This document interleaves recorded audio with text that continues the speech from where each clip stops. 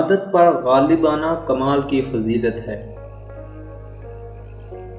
عقل مند اپنے آپ کو پست کر کے بلندی حاصل کرتا ہے اور نادان اپنے آپ کو بڑھا کر ذلت اٹھاتا ہے۔ عقل دو قسم کی ہوتی ہے، طبعی اور سماعی۔ عقل سماعی سے کوئی فائدہ حاصل نہیں ہوتا اگر طبعی عقل نہ ہو، جیسے تاوقت یہ کہ بصارت نہ ہو، سورج کی روشنی بیکار ہے۔ دوستی ایک خود پیدا کردہ رشتہ ہے۔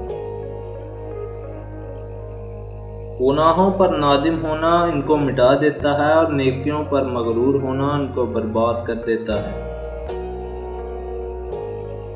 خواہش پرستی ہلاک کر دینے والا ساتھی اور بری عبادت ایک زوراور دشمن ہے۔ عقل مند ہمیشہ غم و فکر میں مبتلا رہتا ہے۔ بیکاری میں عشق بازی یاد آ جاتی ہے۔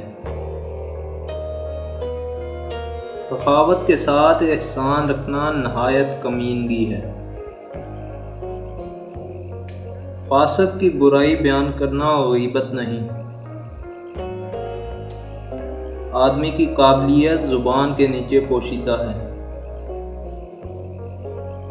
معافی نہایت اچھا انتقام ہے۔